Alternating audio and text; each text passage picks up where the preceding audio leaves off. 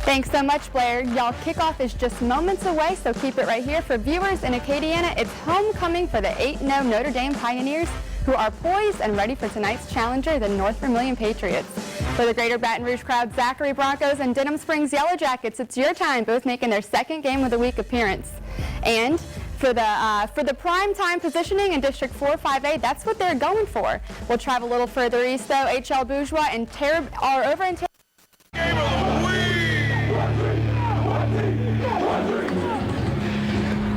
The calendar is turned to November. That means the playoffs are right around the corner. And tonight on the Cox 4 Game of the Week, the Denham Springs Yellow Jackets look to secure a playoff berth as they visit the Zachary Broncos, who could solidify a home playoff game with a win. Hello, everyone. I'm Jeff Palermo, along with Jason DeQuare. Blair Bainey is the third member of our broadcast team, and welcome to Zachary High School, where the Broncos are 6-3, or trying to improve to 6-3, and the Denham Springs Yellow Jackets are looking to get their record up to 4-5. Jason, let's take a look at our keys to victory for both of these teams, brought to you by the U.S. Marines. First of all, for Denham Springs. Yeah, for Denham Springs, they want more consistency on offense. They've got a good running game, but they want it to be a consistent running game. And then they want to get off to a fast start. They've had a couple slow starts in football games. It's costed them. They want to get off to a fast start in this game, and then they have to tackle well. They have to wrap up some of these good skill players of the Zachary Broncos in order to get them off the field. All right, let's take a look at what the Zachary Broncos need to do. Again, brought to you by U.S. Marines. And the Zachary Broncos want to get off the field on third down. Of course, we know that Denham Springs is going to try to grind the football out. They want to get them off the field on third down. And then they want to protect the football. They had too many costly fumbles against Central, and they need to eliminate those turnovers here tonight. And then they want to have sound play from Scott, sound play from Lindsey Scott. Their quarterback, he's played a couple games this year, but he's really maturing at the quarterback position, as we saw against Plaquemine. Yeah, we'll actually have a couple of sophomore starting quarterbacks in this game. Torres Kitchen will be starting for the Denham Springs Yellow Jackets. We'll take a break. When we come back, kickoff from the Bronco Corral. This is the Cox 4 Game of the Week on CST.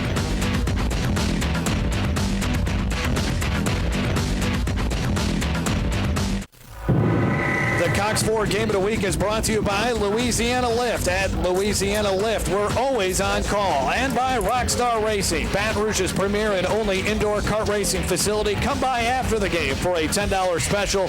Rockstar Racing, a fun, family-friendly environment. And by Leighton Ricks, president of Livingston Parish, one of the fastest growing parishes in Louisiana, with vast opportunities for families to grow and flourish. Excellent night for football there. You take a look at head football coach Drew Nettles for the Denham Springs Yellow Jackets in his 9th season. He's 46-45 at Denham Springs. Last year he led the Yellow Jackets to a 5-6 record where they lost to West Monroe in the first round of the playoffs. Had to replace 10 starters on offense and 7 starters on defense from that team. And they come into this game with a record of 3-5, 2-2 though in District 4-5A. We'll show you the district standings a little bit later. And there's a look at Neil Weiner in his 5th season, 30-22 at Zachary. They were 6-5 last season. They started off really well last year, going 4-1, lost in the first round of the playoffs. And we are underway as Zachary on the short kick calls for fair catch, and we'll see the Zachary offense on the field first, led by Lindsey Scott, the sophomore, who has converted 57% of his passes for 636 yards, 5 touchdowns, and 6 interceptions. We saw him a couple of weeks ago when Zachary defeated Plaquemine by the final score of 34-21, and Scott had a really nice game, throwing for 3 touchdowns and 120 yards. Spread offense for the Zachary Broncos as Scott lined up in the shotgun formation, and they go to Forest Town, who we did not see in that Plaquemine game, as he's been bothered by a groin injury. Let's take a look at our starting lineups for this one, and they are brought to you by Peak Performance Physical Therapy. We'll take a look at the skill position players: Forest Town, Kentrell Fisher, Chris Carrier, DQ Henry, and Stanley Jackson, a good blocking tight end. And then we'll take a look at, there's a quick look at the offensive line. 2nd down and 3, and Forest Town on another carry, very close to the first down marker at about the 42-yard line. Let's take a look at that Zachary offensive line, led by Zach Douglas, who's a 3-year starter. Kelton Howlands is a sophomore, but super talented. Caleb Wilkes, that's moved from right tackle to center because of an injury. Terry Miner and Sylvester Perkins. It was a first down run for Forest Town, who came into this game averaging nearly 7 yards a carry. And a guy that is a big part of the Zachary offense, who they missed for a couple of games because of a groin injury, as I mentioned. 1st and 10 at the 42. Lindsey Scott will throw it for the first time. He's got a man wide open. That's DQ Henry. And Henry's inside the 10. 5. Touchdown Broncos. That is a 59-yard touchdown pass between Lindsey Scott and DQ Henry. Yeah, what a way to start for homecoming night. A big strike by Lindsey Scott to DQ Henry. There was nobody around DQ Henry. It must have been a busted coverage. But still in all, Lindsey Scott remained composed. We saw him grow up in front of us at the Plaquemine game. Made a big strike to DQ Henry. Here we go on the replay. As you can see, he's running down the middle of the field untouched. Nobody around him. And just a simple pitch and catch to start this game off. And Zachary now has a chance to open up 7-0. Blown coverage there for Denham Springs defense. And on to kick the extra point is Thomas McHugh. And a very accurate kicker, and he gets it through the upright. So a quick touchdown for the Zachary Broncos. We'll see how Denham Springs responds. 7-0, Zachary on the Cox 4 Game of the Week on CST.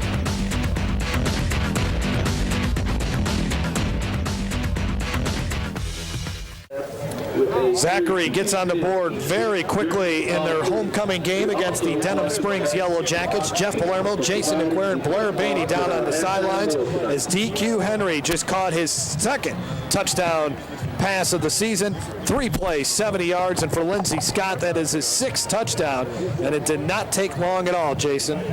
No, I mean, you talk about opening up fast, homecoming night, a lot of emotion, a lot of excitement here in Zachary Bronco community, and not a better way to open up for these fans than a quick strike by Lindsey Scott to DQ Henry. We'll see how Denham Springs is able to respond after that scoring strike between Scott and Henry.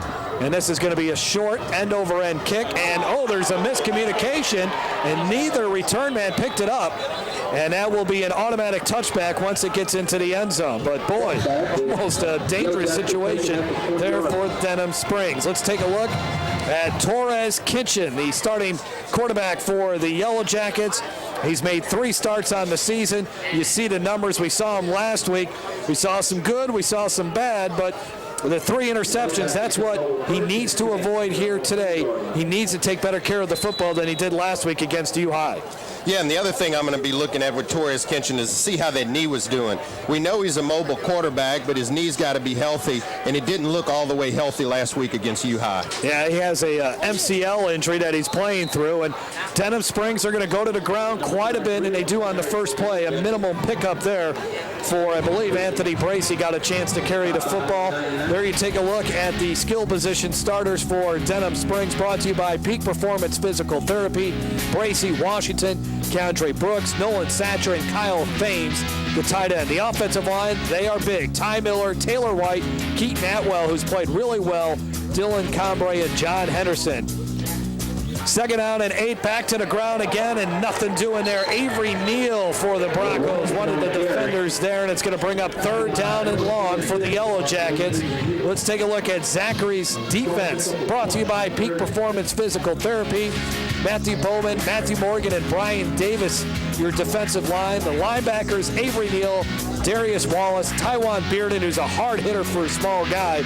And then the defensive secondary, P.J. Cannon, Quentin Townsell, Phillip Brooks, Timothy Carr, and Kari Lowe. 3rd down and 7 for Denham Springs, and Torres Kitchen, the sophomore quarterback, who's an excellent basketball player at 6'2", 185 pounds. Lone running back is Bracey. Kitchen goes back to pass, quick throw, and it's complete. And his receiver makes the grab at the 36-yard line. On the catch, that is Bailey Holstein, a good baseball player, making his 14th catch of the season. Yeah, and I know Drew Nettles has to be excited to see that. Last weekend against U-High, they had no resemblance of a passing game. And so in those third and long situations, when you know he wants to run first, it's good to see his quarterback step up and make a big conversion there through the passing game. If you remember last week, they had a third and long on their opening drive, and they completed a pass there. Unfortunately, they didn't complete too many after that. Here's the running game now with Bracey picking up about 4 yards up to the 40-yard line before he's tackled. And Anthony Bracey suffered an ACL injury a season ago, but he's nearly back to 100% from that difficult injury that a lot of football players are suffering nowadays. Well, and he really looked good last week. He runs hard between the tackles. He's a very difficult runner to bring down. You got to bring multiple hats, multiple players in order to bring Mr. Bracey down. Fifth play of the drive for Denham Springs as they got it up to the 40-yard line. There's Bracey riding up the middle again, running over a Zachary defender, gets close to the first down marker, but he's going to be a couple yards short. Yeah, and you got a real good look at his power there. As you mentioned, he ran through a couple tackles, straight ahead, north-south runner, looking for those chains. And, you know, this is where Denham Springs would like to be in third and short situations. There you look at the numbers for Bracey, who looks up to Adrian Peterson. And, of course, Peterson, he had the same injury that he did and had the great comeback season from a year ago. Last week, Bracey against U-High almost rushed for 100 yards and scored a touchdown. On 3rd and 2, they go to him. He's going to need some running room, though, as Zachary there defensively to shut it down. He doesn't even get back to the line of scrimmage. Excellent job there by the Broncos. Avery Neal once again gets there, and that's what Neil Weiner wanted to do tonight, Jason. Get off the field on 3rd down. They didn't do it the first time. They did it there, though. Yeah, and the real chess match is going to be Zachary is going to crowd that line of scrimmage. If you watch the Zachary Bronco defense, they're going to bring everybody up till they're going to have plenty of numbers in the box. And Denham Springs, with that big offensive line, they're still going to continue to try to pound it right through those numbers in the box. And here they go, looking like they may go for it on 4th and 2. We'll see, and they are going for it. Bracey right up the middle, puts his head down, 2nd and 3rd effort. It gets him the first down. Hard run there by Bracey, and that's an example of what Denham Springs is all about. They got that big offensive line, and they got that tough running back in Bracey, and they pick up a big first down there. Yeah, and this is the chess match that I was talking about. Everybody in the stands knows Drew Nettles wants to run the football. Here you go. Everybody's in the box. The line of scrimmage is crowded. And you can see Drew Nettles feels that his offensive line is bigger, stronger, and more powerful than the Zachary front, and he's going to challenge that. New running back in the ball game now for Drew Nettles, B.J. Armstrong, and he gets the carry straight ahead, bounces off a tackler, keeps going, and he gets all the way up to about the 42-yard line. It's nothing fancy, but it can be effective. Payne Rashado on the stop there for the Zachary Broncos. Yeah, and Denham Springs wants to come out and flex their muscle. I mean, they believe mano-a-mano, man for man on the line of scrimmage, that they're bigger, they're stronger, and you can see these haven't been pitches to the outside or jet sweeps. These are off-tackle runs and right up the middle, and they feel that they can do this. This is a good matchup for Drew Nettles. Denham Springs averaging 165 yards on the ground. They're averaging 17 points a game. They've had trouble. They've moved the football, but getting into the end zone is something different. And now they do a end around Jabris Thompson. Thompson to the 10, to the 5, stretches for the end zone. Touchdown. Touchdown, Yellow Jackets. You know, when you have success running up the middle, here comes that end around that now all of your defense is converged to the middle and they stretch you out wide. And, you know, Thomas has serious speed. He mainly plays on defense, but you can see his acceleration and his capability on the offensive side of the ball. And Coach Nettles wants to get him a couple touches each game, and you can see why. Look how explosive he is. Again, Zachary crowding the line of scrimmage, the end around, and as soon as he sees that daylight, nobody on the field is going to catch Mr. Thomas. Big time run there for Denham Springs, and the extra point is good. So we're all tied up. 5:46 left to go in the first quarter. More coming up on the Cox Ford Game of the Week on CST.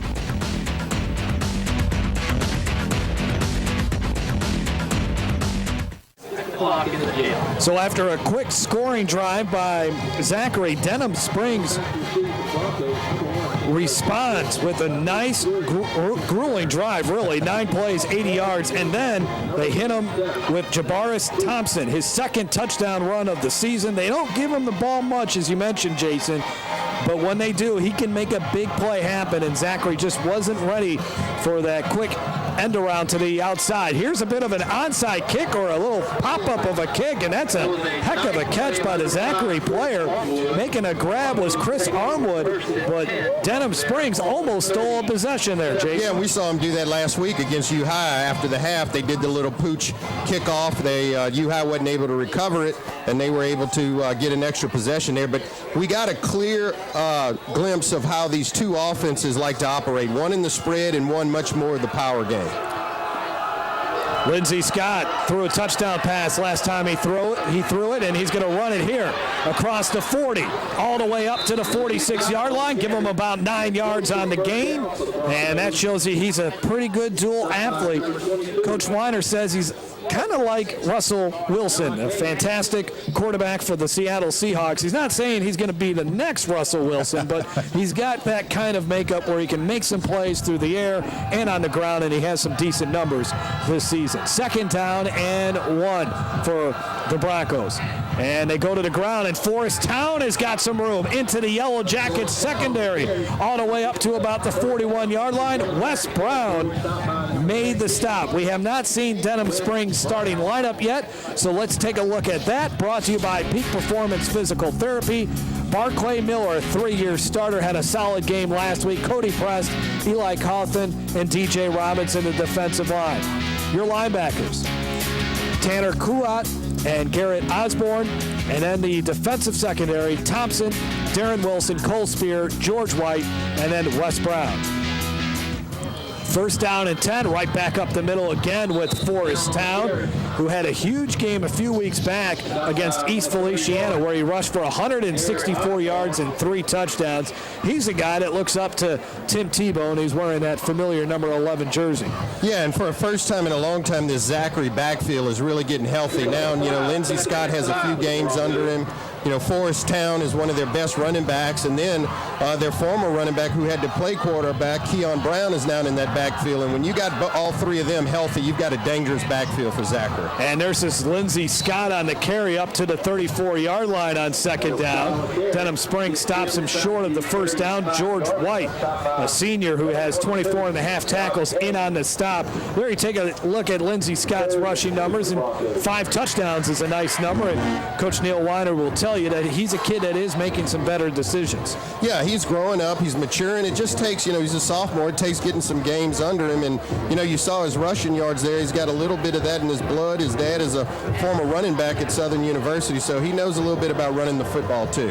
3rd down, trying to set up the screen here for Forest Town. He catches it, and he's got a 1st down for the Broncos up to about the 27-yard line. Barclay Miller on the stop. Also there, Darren Wilson, who's a junior with 17 tackles on the season, but the Broncos move the chains once again. Yeah, here you go. It's good to have Forest Town back. You can see him coming out of the backfield, hit himself in the line of scrimmage, but again, another great pickup, and you see how he's a good receiver, good capable receiver as well. 10th catch of the season for Town as Scott keeps it here on the option read, and he runs into a bunch of Yellow Jackets at about the 22-yard line. Pickup of about 3 or 4 yards on the play.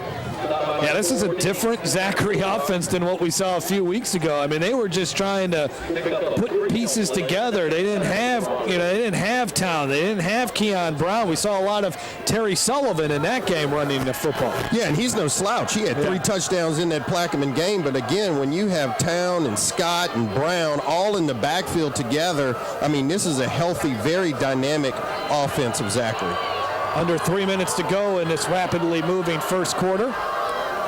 Low snap, but Scott handles it as he rolls to his right. Now he'll just run it, breaks a couple tackles, and gets all the way up to about the 14-yard line. Give him a first down on that play as he picks up 9 yards, and another solid drive here for the Broncos. And this is where Lindsey Scott has really grown up. You know, he didn't make these quick decisions. Here you go in the replay. It's a rollout. He has an option to pass, but as soon as he realizes his man is not open, he tucks it, turns into a running back, makes a quick decision, and picks up 10 yards, and that's what Coach Weiner is liking in his young quarterback. And Zachary has moved inside the Brian Harris Chrysler Jeep red zone. And Scott just going to run this right away, and he fumbles the football inside the 10. A mad scramble for it. Oh, the officials are going to have to get under there. Great camera work there, trying to figure out who has that football. No one has said anything, and it's going to be Zachary's football. Boy, I thought Denham Springs was going to be able to jump on that football, but give credit to Terry Minor, the senior. He got his mitts on that football, and he did not let go. Yeah, and I was just giving him praise about the things that he does well, but these are some of the things that young players do. They have that football out there like a loaf of bread, and as people get around you, you've got to wrap it up, protected with 2 hands, particularly as you're about to take on contact, and he's got to do a better job of securing the ball there. Fortunately, they were able to recover it. 3 fumbles coming into this game as he put it on the carpet there. Now they're going to run it with Keon Brown, and Denham Springs shuts it down. Great job by Cole Spear. Great player, 3-year starter, who's getting looked at by some state schools. Made a nice stop there to force 3rd down for the Zachary Broncos. Yeah, Cole Spear is their leader on defense. You can see him come up, but Denham did a good job of stringing this play, forcing it to the sideline, and then a sure tackler in Cole Spear. It's 3rd down and about 5. They need to get to the 3. Maybe we'll call it 4 as they put the ball at the 7-yard line as you take a look at Cole Spear. Forrest Town to the left of the quarterback. Lindsey Scott. Scott rolling, feeling some pressure, throws to the end zone, batted around, incomplete. Great defensive play by Wes Brown to knock it away from DQ Henry, who already has a touchdown catch on the season. And the field goal team for Zachary is coming onto the field. Yeah, again, Lindsey Scott had him on the rollout. Probably if he could have released this ball a little bit earlier, but again, a great play by Wes Brown to get his head around, knock it down, and save. Here we go with the replay. Just a quick rollout, but right here the ball should have been gone. He had him in the back of the end zone earlier, hesitated just a little bit. It allowed the defensive back Wes Brown to make up ground and knock the ball away. It's about a 23-yard field goal for Thomas McHugh. It's a line drive kick, and it gets through the uprights to give Zachary the lead once again. 41 seconds left to go in this first quarter. The Broncos lead the Denham Springs Yellow Jackets 10-7 on the Cox 4 Game of the Week here on CST. Good football game brewing here at Zachary High School. Homecoming for the Broncos, and they lead the Denham Springs Yellow Jackets 10-7 in the late stages of the first quarter. In case you're just joining us, Zachary took the opening drive. It didn't take them long. They hit a 59-yard touchdown pass between Lindsey Scott and DQ Henry. Then a Denham Springs drive where they just kept it on the ground. They did complete a long 3rd down play on a pass play between Torres Kitchen and Bailey Holstein. But other than that, it was Anthony Bracy and then Jabaris Thompson with a long touchdown run. And now Thomas McHugh has just capped off a Zachary scoring drive with a 23-yard field goal. This return from the 13-yard line. Elton Knight's got a seam. Now bounces it out to the outside, still on his feet as he gets all the way up to the 35-yard line before he's finally tackled on the play by Jordan Hunter. Decent field position for the Denham Springs Yellow Jackets for their second offensive drive of the night. Elton Knight, a pretty good returner for Denham Springs, averaging 18 yards a return. 44 is his long, and he had a good one there. So 1st and 10 for the Denham Springs Yellow Jackets. And they'll go to the ground here. Bracy finds some room off left tackle for about 6 or 7 to the 42-yard line. Yeah, and you can see Anthony Bracy again. He's their real workhorse running back, but I'll tell you, they have a good complement in B.J. Armstrong. He's a little bit faster, a little bit shiftier, but Bracy is really the workhorse running back that they're going to continue to pound and ride throughout this game. That looks like that is our final play of the first quarter with the Zachary Broncos leading the Denham Springs Yellow Jackets 10-7. We'll take a break. You're watching the Cox 4 Game of the Week on CST.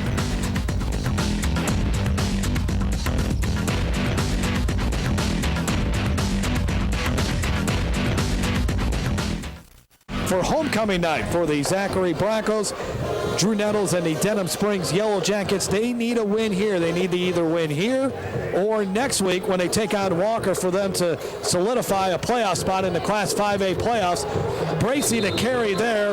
It looked like Avery Neal and a herd of Broncos brings him down after a pickup of about a yard. Third down and a short 3 now for Denham Springs. Well, we've seen Denham convert on third down. We've seen him convert on fourth down. They came into this game converting on third down 42% of the time. Yeah, and it'll be interesting to see again if this is 4-down territory for Drew Nettles if they don't get it. This is about the position that they had it in the first quarter that they went for it on fourth down. Kitchen underneath center, barking out the signals, and they hand it off to Bracy, and he's got the first down as he powers his way across the 50-yard line. Wow, what a strong run there. And he was finally tackled on the play by Taiwan Bearden, who's a much smaller player than Bracy. Let's now send it down to the field and Blair Bainey. Blair? Thanks, guys. Prospects, our main market area is really the high school seniors, the 17, 18-year-olds, because at that point in time of their life, they're really looking for their career down the road, whether it's education, in the workforce, and we try to catch them young. So. And you mentioned high school seniors. Career options once you become a Marine. What are some of those? Well, there's over 350 different technical occupations that the Marine Corps has to offer, and it ranges really anywhere from the fighting forces in the infantry to driving a truck, cooking food. Thanks a lot, Blair. And as you saw, as Blair was speaking with our guest, there was a big-time turnover there, and we'll take a look back at that. But Zachary in position here to add to their lead, but nothing happening there on the carry by Forest Town as he was tackled by a couple of Denham Springs Yellow Jacket players. Let's look back at that fumble. That's B.J. Armstrong, the ball carrier, and I don't think I've ever seen anything like that where you pitch the ball to the running back and it just bounces straight up in the air. Yeah, that was a pretty hard pitch, but I mean, looked like he didn't even have time to get his hands up by his helmet. It bounces off of his helmet and, causes a big turnover. Sort of question why the pitch. I mean, you're having so much success just running it up the middle off of tackles. You do something a little different there, and now all of a sudden you turn the football over. Third down here for Zachary. Denham Springs defense needs to come up strong here. Here's Forest Town, breaks a couple tackles, very close to the first down marker. He's going to be stopped a couple of yards short, though, at the 31-yard line. So it's fourth down. And let's see what Coach Neil Weiner decides to do. I don't think it took him long to make that decision. He knew exactly what he wanted to do as they quickly get up to the line of scrimmage on fourth down and 2. Now the check with me to the sideline. Looks like there's going to be a timeout here. Or was the officials are going to be discussing things here momentarily. Encroachment against Zachary, 5-yard penalty, replay fourth down. Well, our first penalty of the night is a big penalty. It's a 5-yard penalty against Zachary. So now how does this change things for Coach Neil Weiner? I still think he goes for it. Yeah, you're just about out of the range of your field goal kicker. But again, if you punt it in the end zone, you're only talking about a net of 10 or 15 yards. So he's feeling, hey, my offense has had some success already. Let's go ahead and see if we can pick up this first down and keep our drive alive. For Denham Springs this season, they have given up defensively this year. 44% of the time, their opponents have converted on fourth down. Yellow Jackets showing a little blitz here. Now Neil Weiner wants to talk about it. Timeout, Zachary. 8:26 left to go before halftime. The Broncos lead 10-7 on the Cox 4 Game of the Week on CST.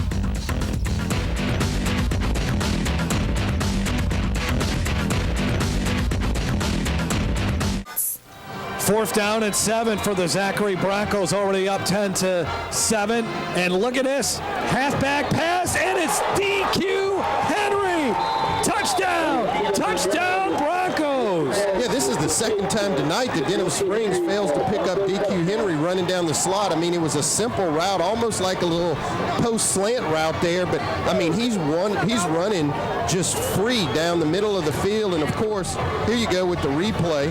Keon Brown with the throw here, Jason. Remember, former quarterback for the Broncos. Yeah, and I mean, I guess they, cheated up a little bit. They saw Keon Brown get the football, and he dumps it over the top. But just a blown assignment, blown coverage by Denham Springs. But a great call from Neil Weiner coming out of that timeout. And his dad is known for trick plays coming out of a timeout. So that might be a little bit in the blood, too, there, Jeff.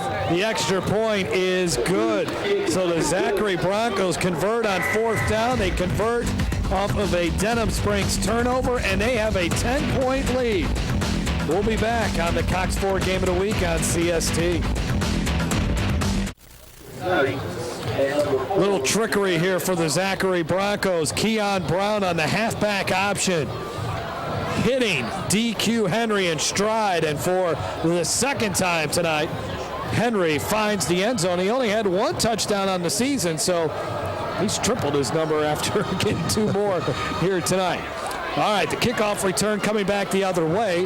This is Jabaris Thompson, who has the touchdown for the Yellow Jackets, and he gets all the way up to the 41-yard line. Boy, is he exciting to watch. He was actually tackled on the play by Nathan Lowry, the man who kicked the football off for the Zachary Broncos. Yeah, and you can see Jabari Thomas has great speed, but you were mentioning DQ Henry. If Denham Springs doesn't cover him tonight, he might have 3 or 4 touchdowns. I mean, if you leave him wide open. And so Denham Springs really needs to talk to their secondary. They left him running free a couple times tonight, and granted on that one, the running back had the ball, and they might have cheated in the backfield a little bit, but they're going to have to be a little bit more cautious and observant of that on the secondary. 4 plays, 37 yards on the U.S. Marine scoring drive. 1st and 10 now, and they go to Bracey, and Bracey shut down after a pickup of a yard as a bunch of Broncos were there defensively to make the stop for Zachary.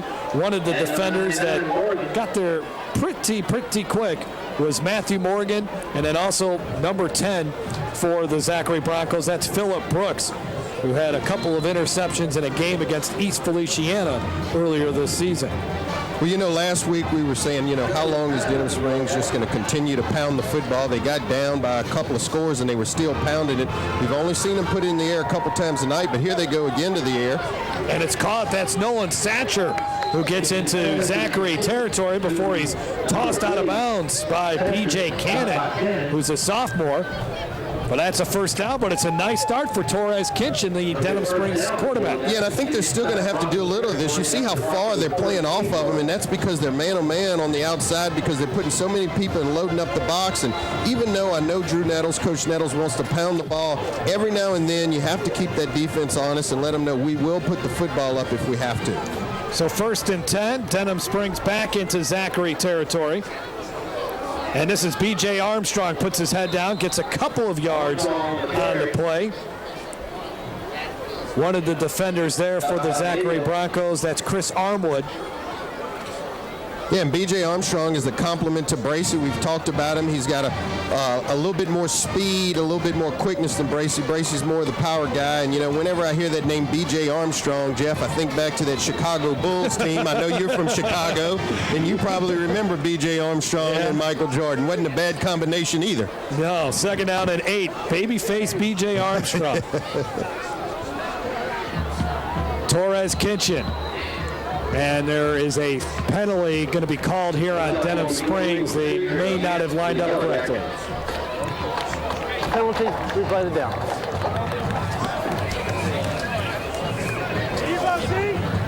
Well, once again, I want to thank Louisiana Lift for helping us out here tonight, providing us with the back of the end zone camera shot through all of our games here at Louisiana Lift. You can check them out by going to lalift.com. All right, 2nd down and 15. Kitchen goes back to pass, and that time the pass is dropped by Satcher. Well, almost essentially the same curl route that they went to earlier in this drive, but this time you can see they played that a little bit tighter. They were expecting it. It was good coverage there, and obviously a good breakup. So 3rd down and 15. And this is not, if you're Denham Springs and the type of offense you run, this is not the situation you want right now. No, I mean, their offense is not designed to make 3rd and 15 type conversions. They're grinded out 4 or 5 yards at a time, get short yardage situations, but it's going to be interesting to see the play call here by Coach Nettles on 3rd and 13. All right. Kitchen now, shotgun formation. Dumps it off. This is Bracey. Bracey's going to have to, gets a block, and he's up to about the 42-yard line, picks up about 4 or 5 on the play. Maybe Denham Springs might go for it here on a 4th down. Yeah, I think he's going to consider keeping his offense on the field. I mean, they're down 17-7, and, 4th and 5. So here goes the replay, and you're going to see Bailey Holstein with just a big crackback block as it's thrown out to Bracey. But you're going to see off on the left side of your screen just a big block by number 5 coming right into there, and, just clears out the path there. So 4th down and 4. And Kitchen lined up, shotgun formation, 4 wide receivers. Actually, just 3 wide receivers here, and Drew Nettles wants to call timeout. All right, so Denham Springs facing a 4th down. We saw Zachary call 4th down on 4th down, and they came up with a bit of a trick play. We'll see what Drew Nettles has up his sleeve when we come back.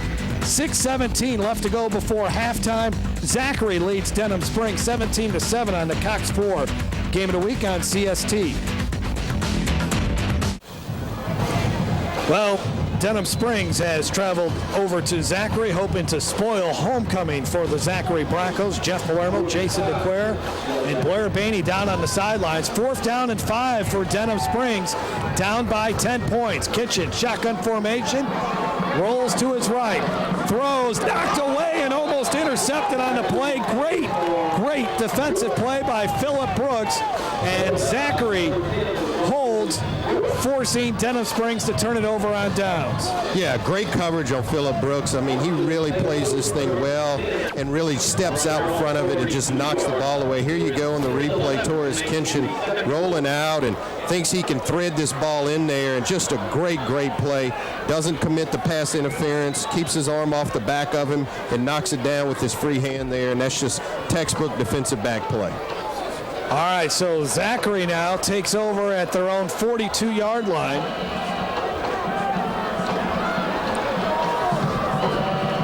Lindsey Scott will keep it, and it's a good decision by Mr. Scott as he's breaking into the clear all the way up to about the 22-yard line. A big pickup on 1st down for the Zachary Broncos, and they can really take control of this game as a huge run by Lindsey Scott. Yeah, and this is where we've seen him progress. His reads are so much better, and he's probably getting more comfortable. He read that perfect. He saw Forest Town was covered, and he decided to keep it. A big hole there, exploits that hole, and then he protects the football at the end of the run. Good read by Lindsey Scott in that zone read option. 1st and 10 at the 22. Town gets it this time, tries to stiff arm his way over into the red zone, but a nice tackle by Garrett Osborne, the leading tackler for the Yellow Jackets. Former strong safety, now playing linebacker for Denham Springs, and he makes the stop. Denham Springs has forced just 6 turnovers on the season. They can sure use one right now. Yeah, Denham Springs really needs a stop here. They don't want to let another touchdown here in by Zachary, particularly before the half, so they really need to dig in here and at least try to hold Zachary to 3 points.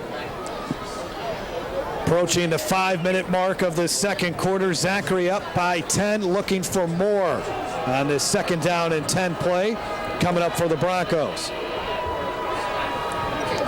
Scott looks, pressure, throws and caught, and a big-time hit on the play. Wes Brown came up and drilled the receiver who held the football. DQ Henry shows he's not just flash, he's got some substance too. Yeah. Nice catch after getting creamed on the play. Yeah, great possession catch and really great pocket awareness. If you look at Lindsey Scott on this replay, I really thought they were going to get him in the backfield, but he eludes a couple of defenders there.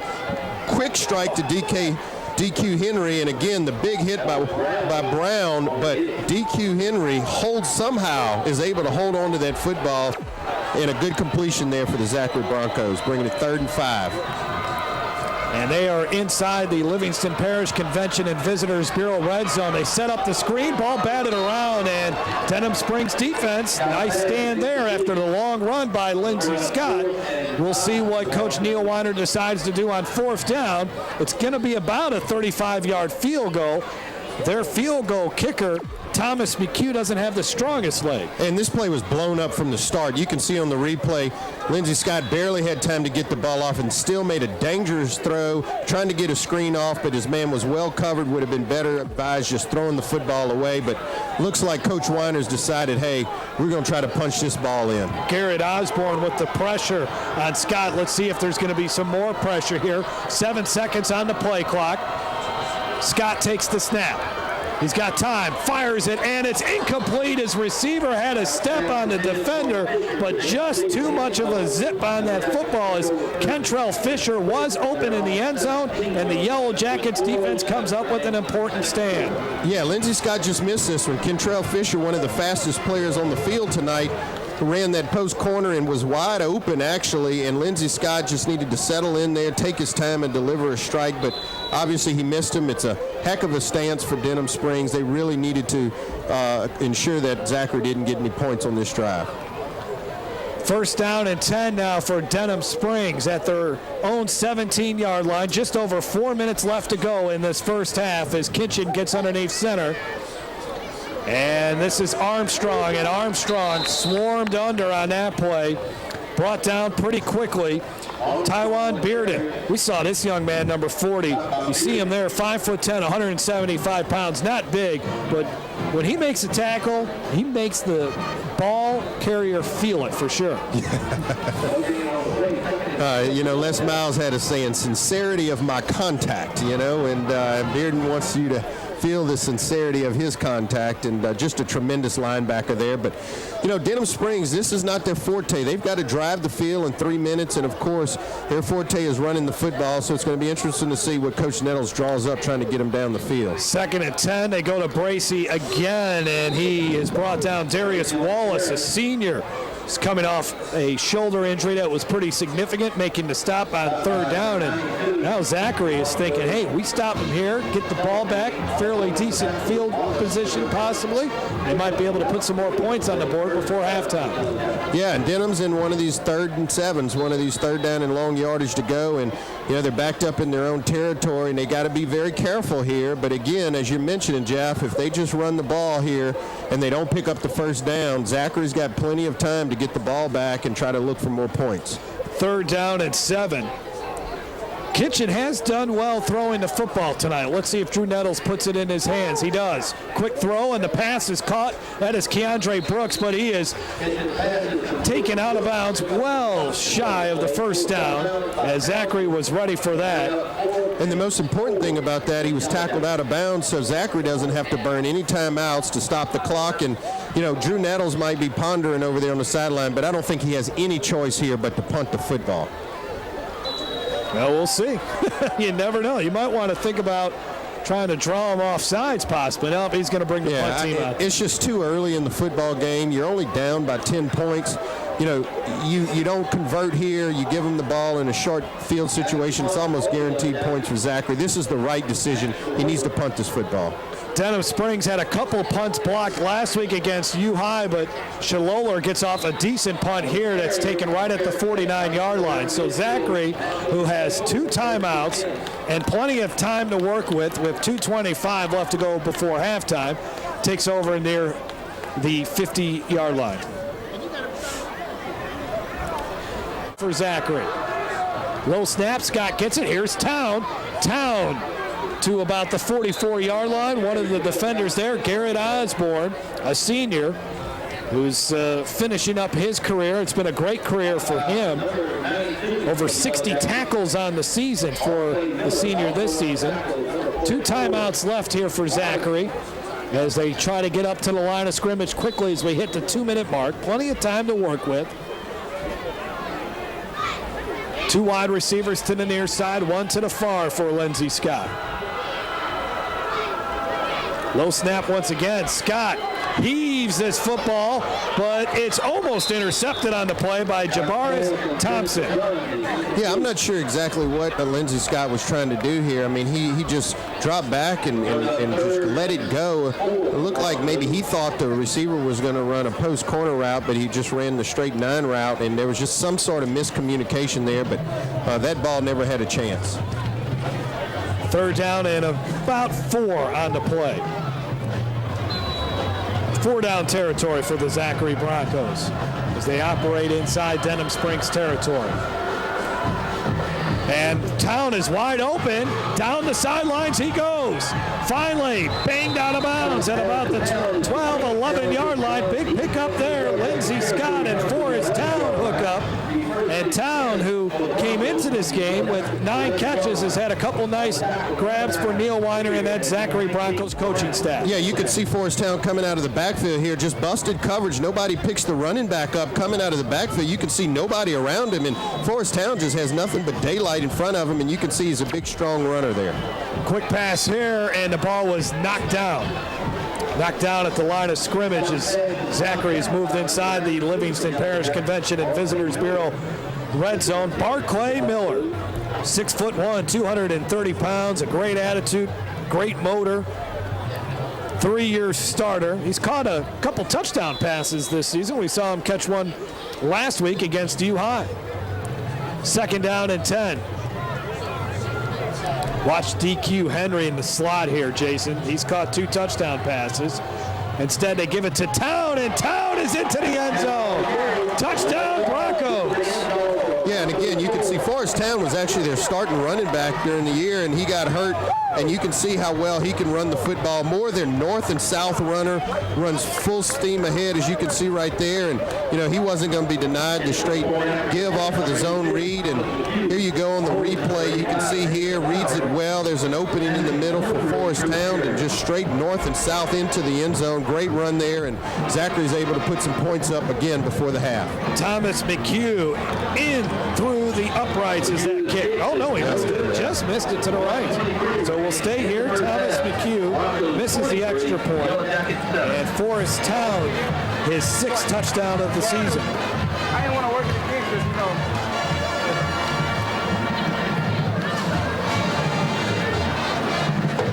Hey, where's Bell at? Hey, go get Bell. So Drew Nettles is going to have to.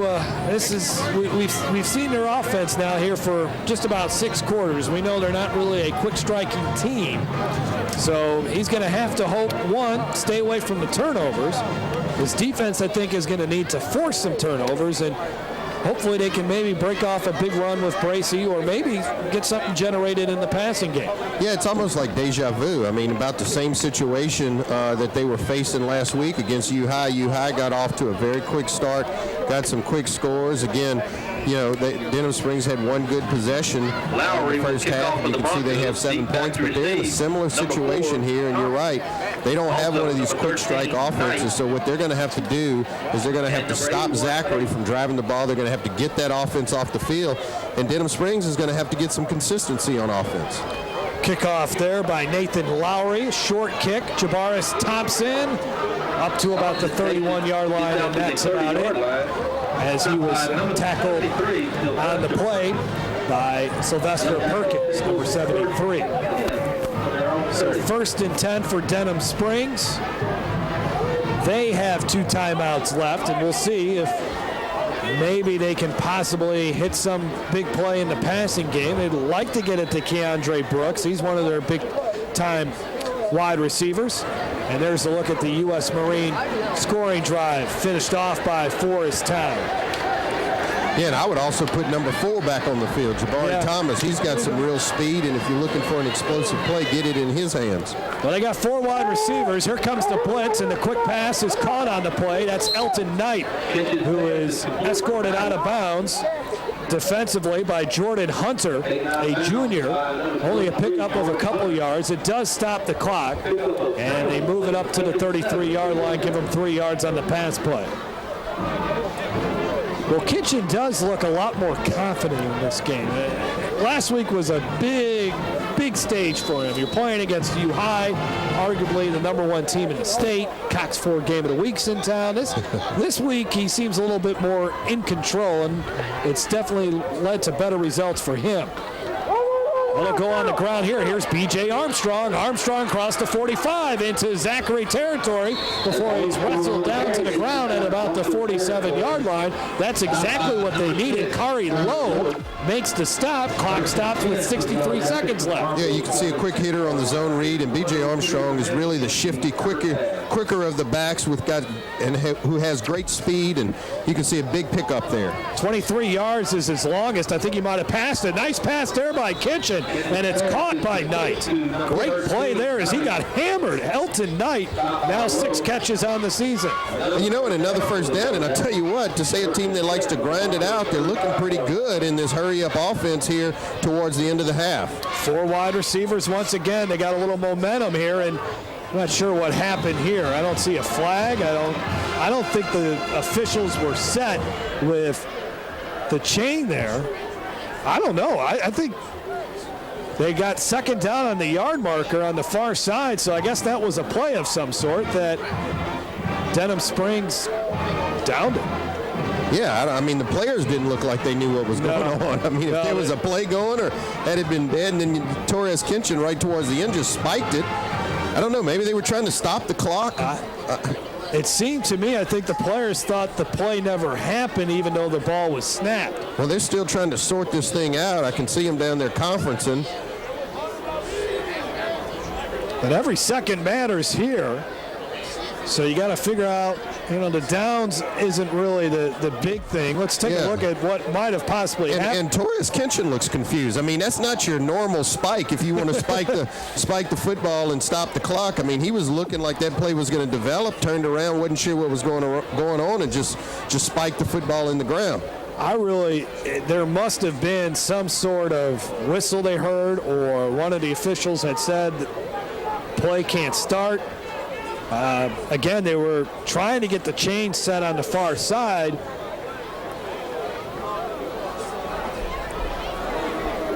Well, while they try to sort this out, I want to tell everyone to tune in for the State Farm Louisiana Prep Scoreboard Show Friday nights this fall from 9:30 to 11:30 on 104.5 ESPN Baton Rouge and simulcasting on 104.9 FM. Host Cade Wazan, Todd Black, and Jimmy Roy recap scores from all around the state and much more. The State Farm Louisiana Prep Scoreboard Show Friday nights this fall from 9:30 to 11:30 on 104.5 ESPN Baton Rouge and simulcasting on 104.9 FM. So they got to discuss this here. Still trying to figure out what's going on.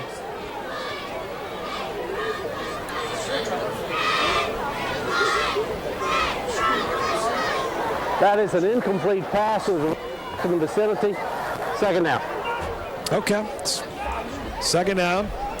Basically spiked. Again, I don't know if some of the maybe Denham Springs did call for a spot. I don't know. Well, he looked like he was waiting for his receivers to run down the field. I didn't know if he was trying to pull off one of these Matthew Stafford plays with Detroit last week. But it fooled everybody, probably including himself. So 2nd and 10. Let's just forget about that. Now he heaves it towards the end zone. And the ball batted around. Intercepted on the play. What a great job by Phillip Brooks. That was exactly how you draw it up when you do the tip drill, Jason. Tip ball drill, yeah. And again, Torres Kitchen had his receiver running. Here you go. You can see Keandre Brooks, the receiver running. Looked like he might have had a step. Big guy. Looked like he was going to try to go for a jump ball, but again, good defensive play. Gets his hands up in there. Quentin Townsell got up there, knocked that ball, and nice interception by Brooks.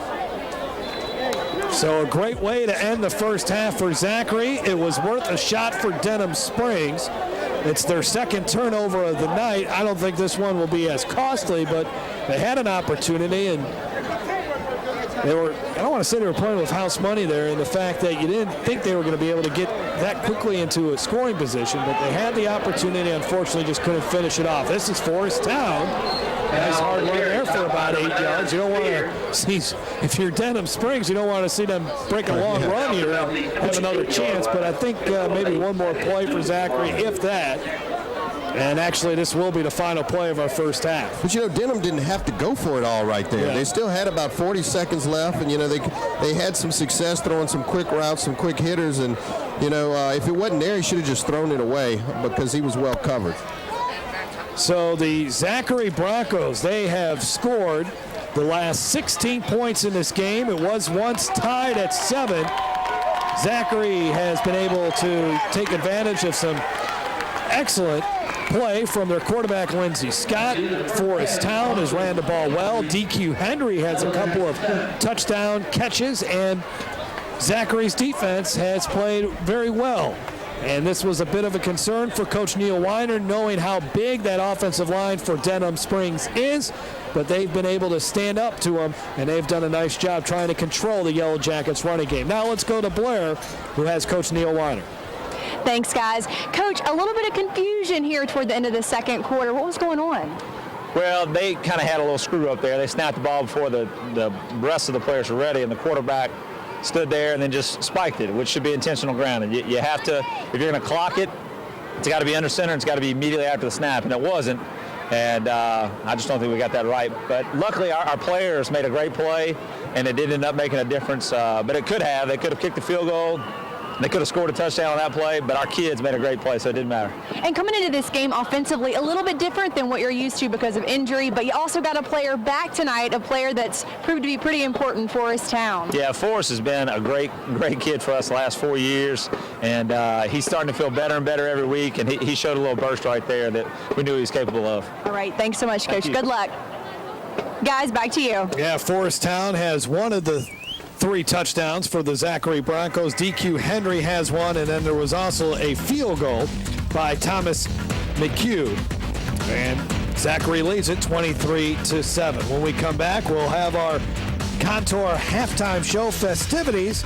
It's also homecoming here at Zachary, so a lot to get to on the Cox 4 Game of the Week on CST.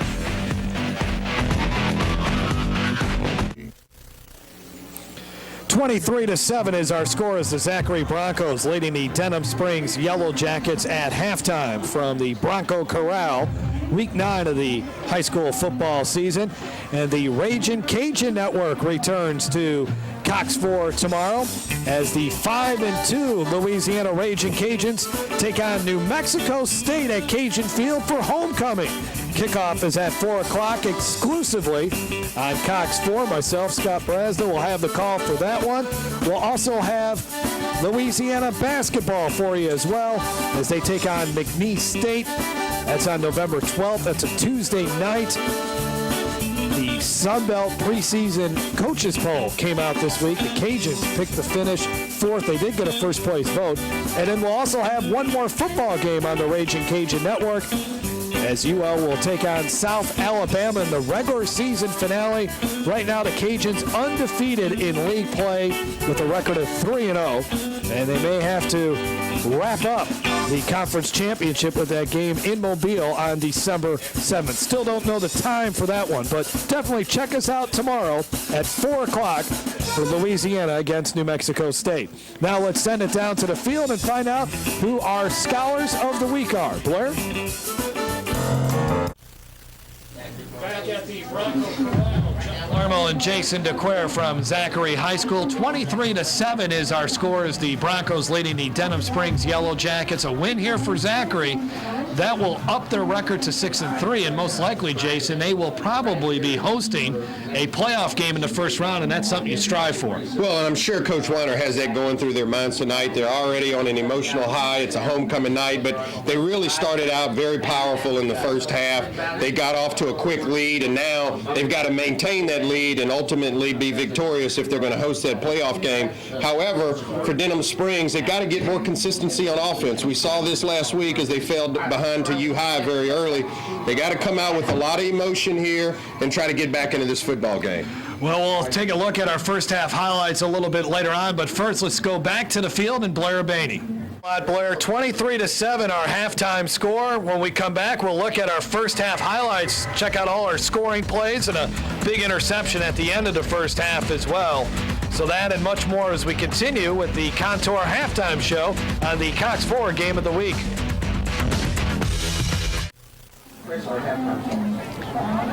23-7 is our score from the Bronco Corral here on the campus of Zachary High School. Jeff Palermo along with Jason DeQuire as the Zachary Broncos in control on homecoming night. Let's take a look at the standings in their district. Both of these teams came in with the same records in district play, 2-2. You see Central dominating. You saw Central earlier this season. A little surprised to see that you saw their only loss, 7-1 when they lost to Jesuit. Yeah, no, and I'm not surprised. I knew they had a ton of talent on that team. Jesuits just caught them on an off day, and you can see that's their only loss. And I think Central is, obviously right now leading this division and a very good team. Got to give a lot of credit to Broadmoor, too. 2-2 in district play, moving up to Class 5A this season. And Scotlandville is one of the best teams in the area, definitely a squad we hope to see in the playoffs. All right, let's take a look now at our first half highlights from this one as both teams got on the scoreboard early, in fact, scoring on their opening drives of the night.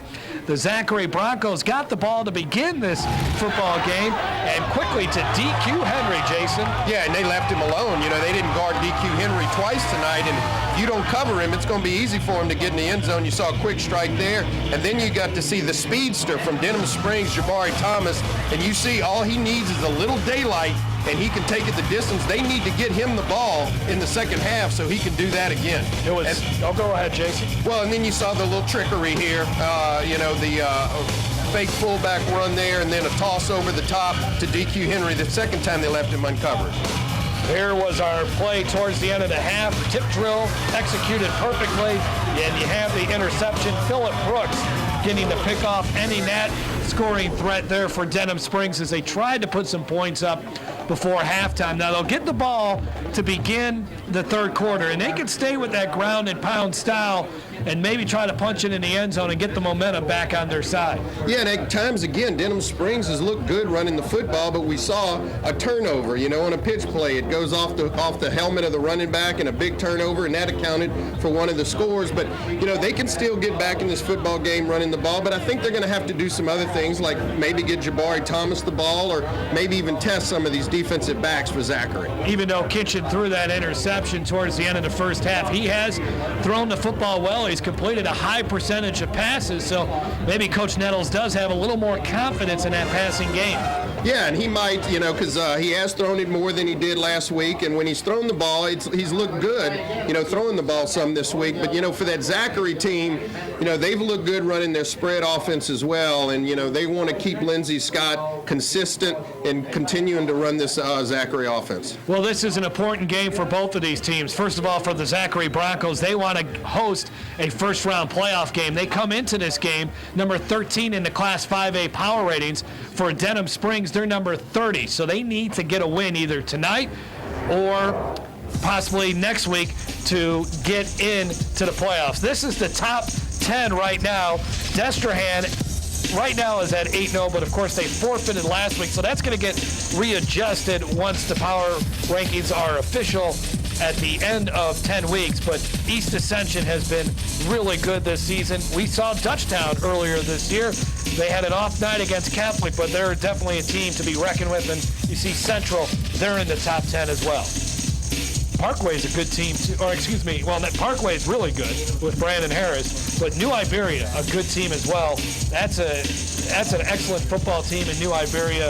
Definitely a team to watch. So these Class 5A playoffs, there's a lot of good teams there. Of course, we got the select and non-select there, but whoever wins this 5A playoff division, that's they're definitely truly a champion, because there's going to be a lot of good teams you got to get through to get to the Superdome. No, that's right. And there's been a lot of talk about the select, non-select, and would you have a true champion, if you win in either of the divisions. But it doesn't matter. Like you just showed, they have some good football teams in 5A and the non-select. And if whoever prevails and wins the 5A, I think they can still say, hey, we've gone through some pretty good big-time opponents to get there. Well, should be a lot of fun. We're a week from Sunday away from pairings. It's amazing how fast the season has gone by, but that's where we're at this point. 23-7 is our halftime score. The Zachary Broncos looking to improve to 6-3. Denham Springs trying to snap a 3-game losing streak. We'll take our final break of the Contour halftime show. And when we come back, second half action from the Bronco Corral on the campus of Zachary High School on the Cox 4 Game of the Week on CST. Test. 23-7 is our score. Drew Nettles hoping his team can make a huge comeback in the second half. It's homecoming here at Zachary, so we got to find out who the homecoming queen is. Almost time. It's almost time to get back to the game, so back to you guys. Game. Good timing there, and Nathan Lowry's kick goes out of bounds, so Denham Springs will have good field position to begin the second half.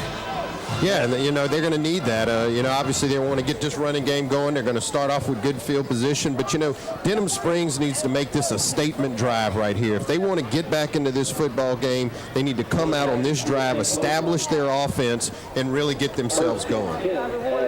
So the football will be marked at the 35-yard line for Denham Springs. Torres Kinchin has gone to distance, the starting quarterback for the Yellow Jackets, who love playing that physical style of football, but they're going to have to turn it up a notch here and see if they can't hit some plays through the air to make some things happen. Keandre Brooks, he's a good receiver. We saw Bailey Holstein make a nice catch earlier in this game. So they got some weapons, and we'll see how they take advantage of them. Anthony Bracey, the running back here, and a man in motion to the near side. That's Satcher. Play action fake. And Kitchen's got a man, and that pass is caught. And a nice grab by Holstein, very close to the first down marker before he's finally tackled. I think he does have the first down. Timothy Carr, a very smart junior defensive back for the Broncos, makes the stop.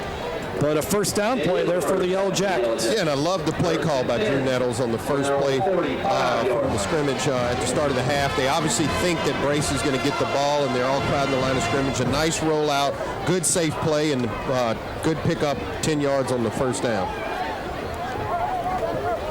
Now they go to the ground. Bracey to the outside, and he picks up about 4 on the play. Nice job there by Bracey. Saw it was all clogged up in the middle. Took it to the outside. Payne with Chateau on the stop there for the Broncos. Defensive coordinator Cade Worsham for Zachary. Zachary last season gave up 40 or more points in 6 of their 11 games. This year they're only allowing 23 points a contest, as the tackling has really improved for this group. Second down and 6. One wide receiver to the near side, that's Brooks. And they ran this play earlier in the game, and it resulted in a touchdown, and this time it results in a first down for Nolan Satcher making the carry on that play. And that is another Yellow Jackets first down. Well, and we see Drew Nettles coming out after the half. He's actually showing some different stuff. He's trying to stretch the field a little bit. You can see he's running more of these jet sweeps and reverses. As we mentioned on the first play, a good rollout and something different than just smash mouth and off the tackles. And, he's going to try a couple different things this half. Phillip Brooks on the stop for the Broncos. First down, and now here's B.J. Armstrong. Armstrong behind the right guard. Gets all the way up to the 36-yard line. Pickup of about 6. Great drive here to begin the game for Denham Springs, who scored on their opening drive of the night to tie the game at 7, and then it was all Zachary after that. And this is what we said they needed. And we've seen them move the ball at times, but they've got to finish this drive. This drive is going to be critical to establishing their presence and getting them back into this game. Scoring points has been an issue. They've been able to move the ball really between, the 220-yard lines, and then it's somewhere around there the drive eventually stalls, and that has happened here a couple times tonight. Second down and 4. Zachary showing some pressure here, and they're going to get it to the backfield, and that's going to be a loss of yards. Brian Davis there for the Zachary Broncos, maybe a loss of a yard or so. The senior defensive end made a nice stop on the play, bringing up third down.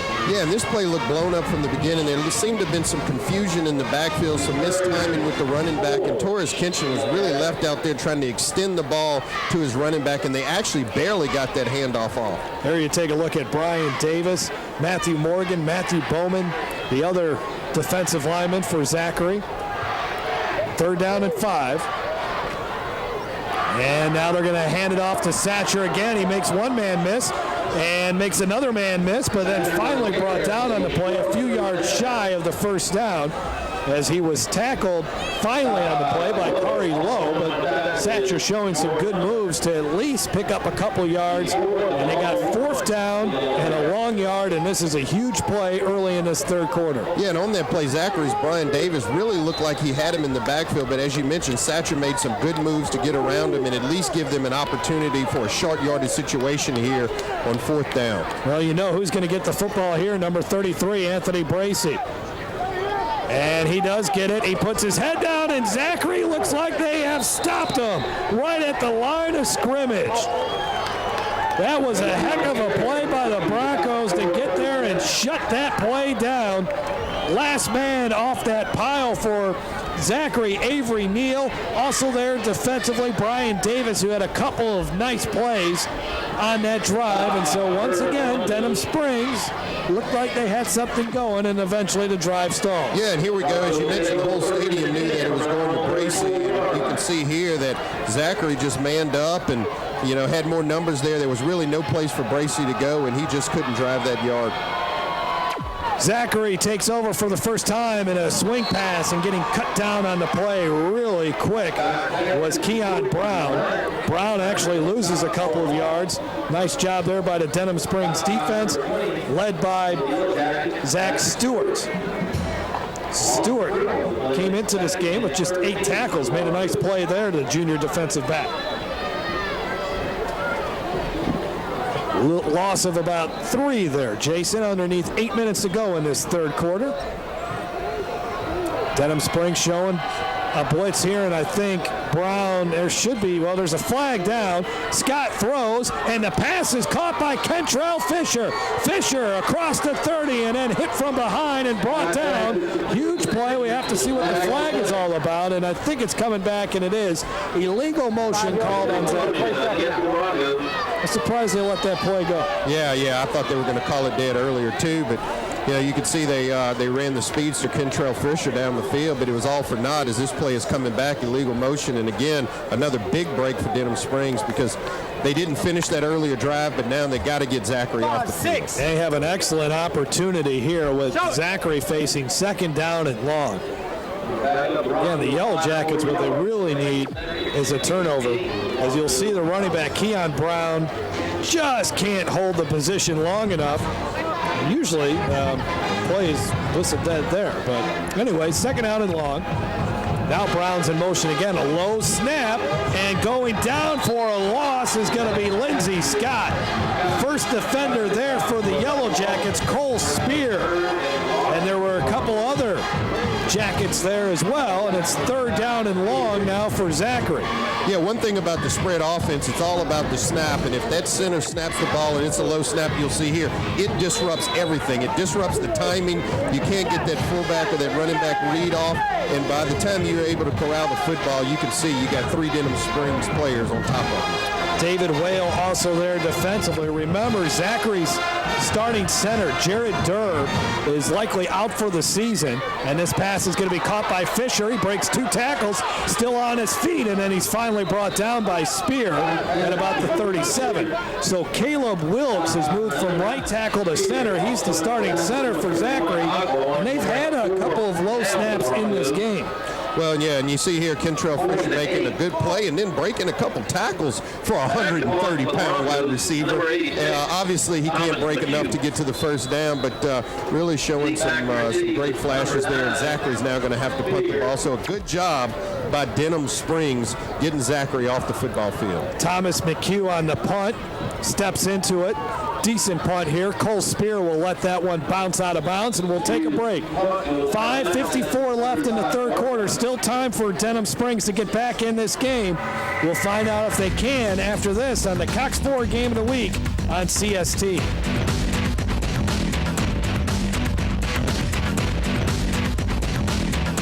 Well, Jeff, here we go, man. Good field position again for Denham Springs, and let's see if they've been moving the ball and they just can't finish drives. Let's see if they can put something together that ends up in the end zone. B.J. Armstrong on the carry, and only a couple of yards as Zachary was there, bringing him down after a couple of yards on the play. So a 2-yard pickup, 3 yards maybe. Timothy Carr, one of the defenders there for the Broncos on the stop. Zachary next week will finish off the season at home against Broadmoor, while Denham Springs could be facing a must-win situation next week against Walker.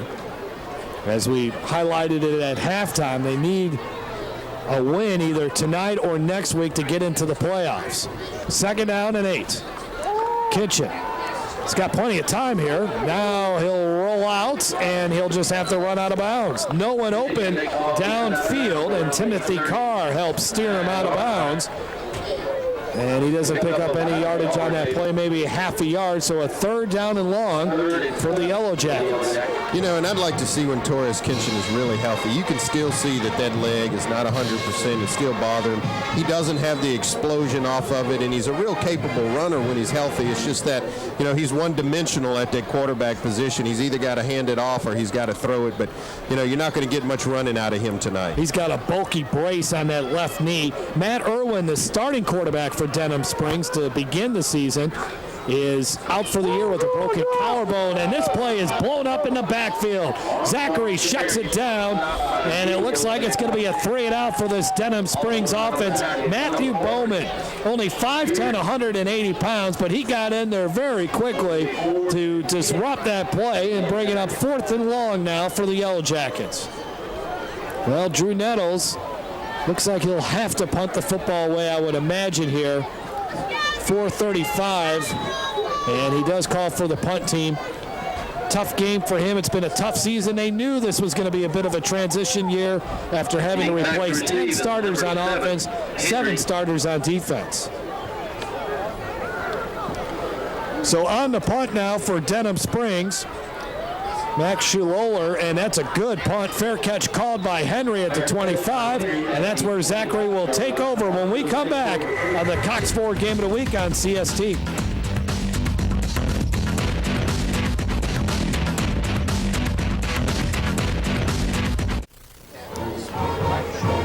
One of the best bands in the state, that Denham Springs Yellow Jackets band. We got to hear them loud and clear last week as we were on the Denham Springs side. This week we're in an enclosed booth here at Zachary, and can't really hear them pumping out the sounds that we enjoy to do, but they are a lot of fun to watch. A lot of fans stuck around last week after that U-High game on a chilly night to check them out. Well, and even if the football team isn't rocking right now, the band sure is. I mean, they've been rocking over there all night, and you're right, it's a big band. They do a good job over there.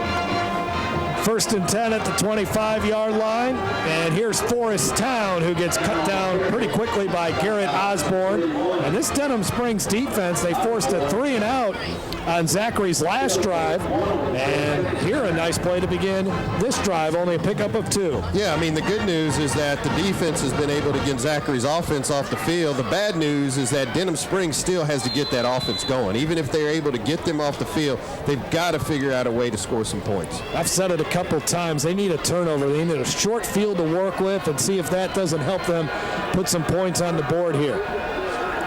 Low snap once again, and a play once again. Nothing happening. Forest Town loses a yard on the carry.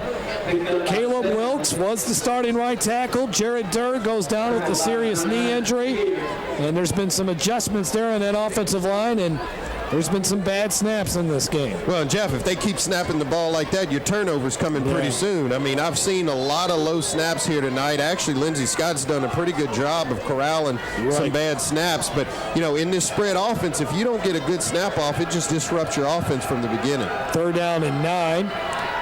And Scott under pressure just has to run with it, somehow gets out of it, now finds a man, and it's almost intercepted on the play. Jabaris Thompson had a chance at it, but the ball hit the ground before he was able to corral it. So a 3-and-out for Denham Springs. The clock stops with 2:52 on the clock. Yeah, no, the quarterback, Lindsey Scott, is coming limping off the field. Not sure if he got nicked up on that play. And, you get a good look at Drew Nettles. His defense is doing the job now. He needs to talk to that offense, and they really have a chance here to get even better field position. They have changed the complete field position in this half. Out to punt once again is Thomas McHugh. He has trouble handling it. It's a horrible punt. And there's the short field that I was talking about. Oh, we'll take a break. Denham Springs has excellent field position. Down by 16, but they'll have a chance when we come back, as this pass was almost intercepted here. Great job by Thompson. We'll be back after this. At the Zachary 29-yard line.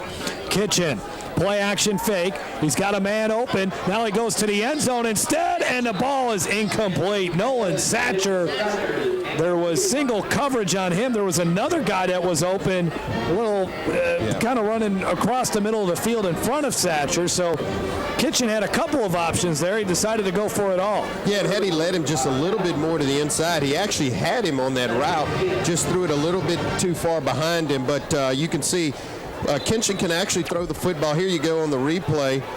You see Nolan Satcher actually get inside of his defender, his defensive back, and if he leads him a little bit more inside, he may have been able to make a play on the football. Still looks like he should have been able to come up with that football. And here's Bracey to the outside, to the 20, to the 15, and then he is cut down at the 11-yard line. Big play there for Denham Springs. Finally tackled on the play by Tywan Bearden, but now Denham Springs really in business. Watch this one coming right into your living room. Here you go. Good look at Bracey. Good ball security. Switches hands just like a running back is taught to do. And you can really see that Bracey is a solid running back. And for Denham Springs, they are inside the Marines red zone. 1st and 10 at the 11-yard line. Bracey to tailback. Washington to fullback. And they'll go to the air. Little fade pattern to the end zone, and there's a collision in there. No flags. Keandre Brooks was looking for a flag. Defended on the play by Quentin Townsell, who's only 5'9". Brooks is 5'11". Yeah, and it kind of looked like inadvertent contact. It looked like that maybe they were both going for the ball and just kind of collided with each other. I really think it was a good no call there by the referee. But Denham Springs feels they have a size matchup in that receiver defensive back combo right there, and they really tried to exploit it. And you can see here,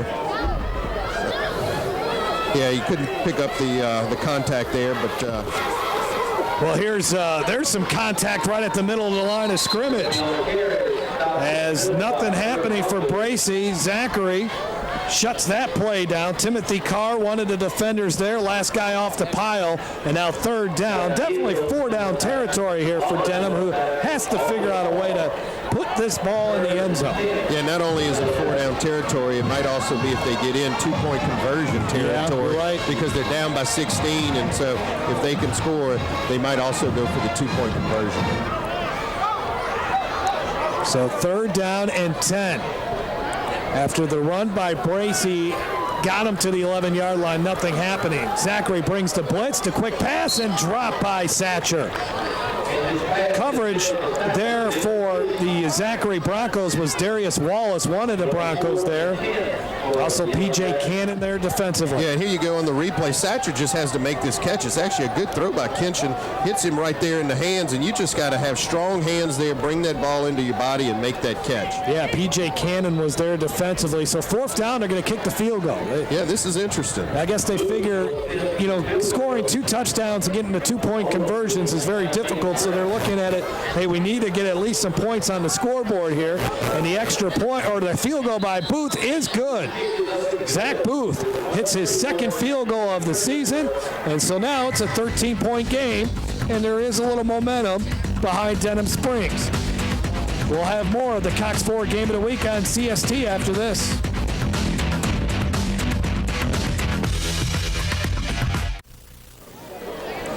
So Zach Booth with the field goal makes it a 13-point game, 28-yard field goal, his second of the season. His first year as a varsity kicker for Denham Springs. Has done a nice job for them, and now he'll boot it off. Now watch the onside kick. Booth is very good at the pooch kick. We've seen that a couple of times. And there's a short kick, and a little juggling act there. but it was handled eventually by Taiwan Bearden. Yeah, that's not a bad idea. I mean, that pooch kick, I mean, if they don't get any yardage on the return, they get it right there at the 30. But if you kick it deep to Kentrell Fisher, I mean, that guy's got the speed to take it to the distance. And so it almost ensures you that there won't be a run back in play. All right, Zachary's offense has not done anything in this second half. Let's see if they can get something going as Lindsey Scott looks over the Denham Springs defense. The Yellow Jackets bringing the blitz. Scott looking to throw as they pick it up, and the pass is almost intercepted by Cole Spear. Well, that could have happened. Could have been a touchdown too, because Forest Town had him beat. He had him beat, and it was just underthrown a little bit by Lindsey Scott, but almost a great one-handed interception by Cole Spear. So you're right, that could have been either an interception or it could have been a touchdown. As you can see here, Lindsey Scott just underthrows him a bit, but Cole Spear reaches out there with one hand and almost makes just a great interception. And well, now here's Town on a nice run for Zachary, and that's going to be a first down up to the 46-yard line, and a flag flies. I think we'll have a face mask as well. So Denham Springs nearly gets the interception, and then Forest Town, who's been very productive tonight, gets a big run, and now we're looking at more yardage after it.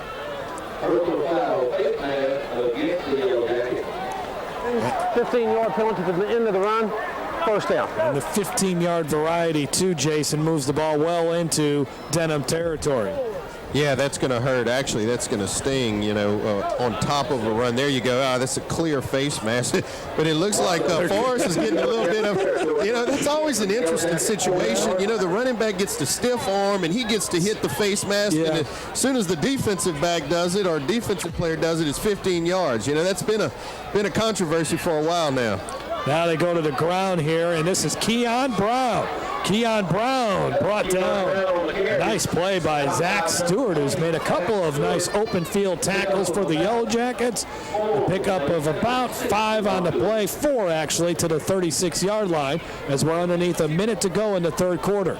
Yeah, and Keon Brown has been relatively quiet tonight. Yeah. He had 100 yards rushing last week and 2 scores, but, really Forest Town has done most of the damage in terms of the running game between Forest Town and Lindsey Scott. That's where the real yards have been racked up. Brown does have a touchdown pass tonight, his second of the season. And here's Town, and he's hit immediately by Cole Spear, who is sneaking up. And that'll bring up third down, and most likely our final play of the third quarter. No reason for Zachary to run another play here. They are up by 13 and looking to add to that lead.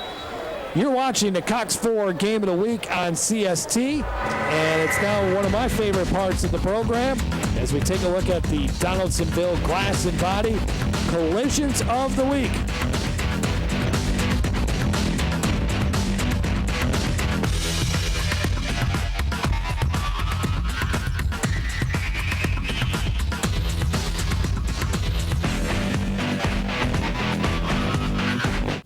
Pressure, throws, and caught, and a big-time hit. Longest, I think he might have passed it. Nice pass.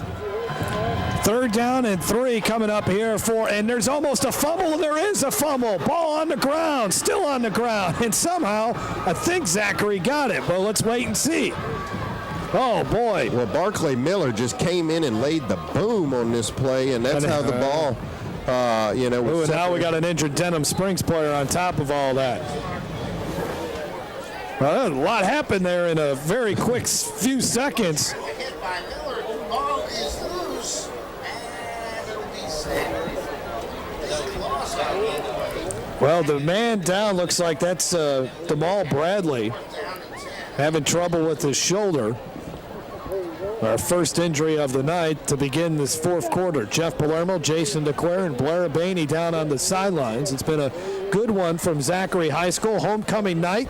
Coach Neil Weiner told us before the game they don't win too many homecoming games around here, and the Broncos are less than 12 minutes away from possibly getting a big win here to improve to 6-3. and locking up a first-round home playoff game.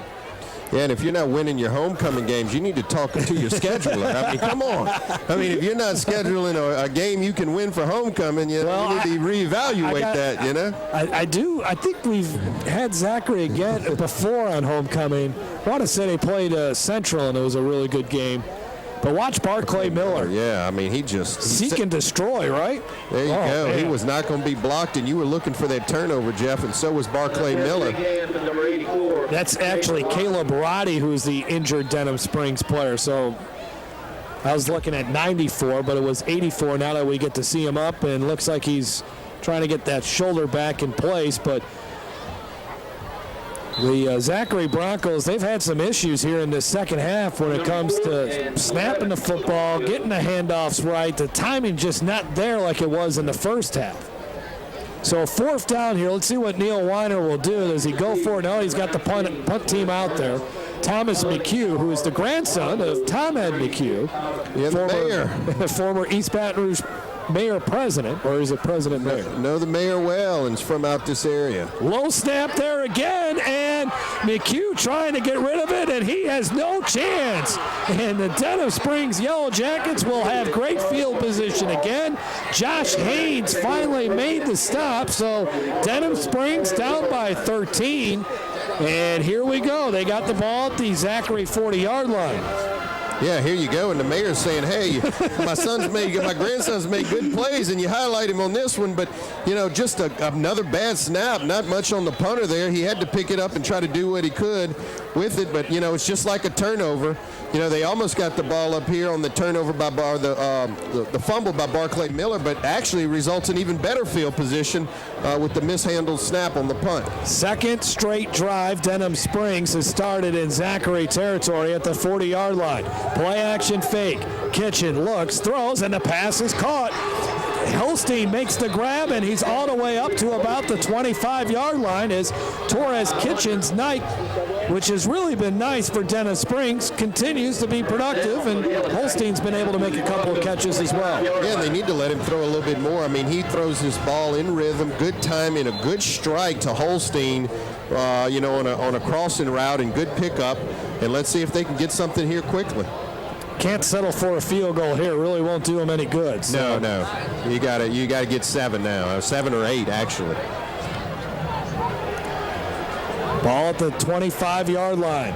Well, it'll go to the ground here, and not much. The Broncos shutting that play down. Defensively, Payne Ricciotto, who's made us several tackles here tonight, the junior, number 50, 6 foot, 190 pounds. He's been very active in this game, holding the ball carrier to just 1 yard on that play. 2nd and 9. I think they throw the ball again here. They've had some, other than Bracey had that nice little 11-yard run, and B.J. Armstrong had a nice carry. The ground game, for the most part, hasn't been able to produce like it did last week against U High. No, and when you're this late in the ball game, I mean, you're really limited in what you can do. You got to throw the ball. You just don't have enough time to ground it out like you want to do. They do. Play action fake. And they'll go to the end zone once again here. There's a lot of pushing and shoving, but it just goes incomplete. Nolan Satcher, incomplete. One thing that Kitchen's going to have to work on is that deep ball. There's been a couple of his deep passes where he hasn't really given his receiver a chance to catch the football. Well, and here there was just great coverage on both. Actually, the inside receiver was double covered, and Satcher was very well covered. And by the time he let it go, there was really no chance there. All right, 3rd down and 9. With the ball at the 24-yard line. Denham Springs trying to really make this one interesting if they can get it into the end zone.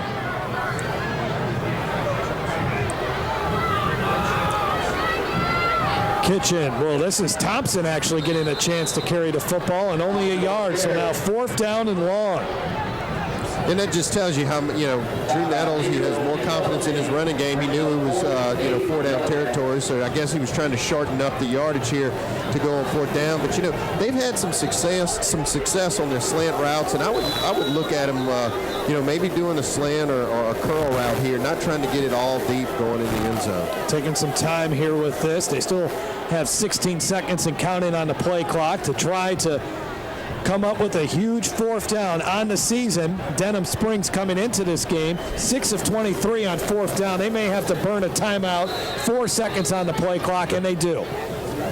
9:11 left to go in this one.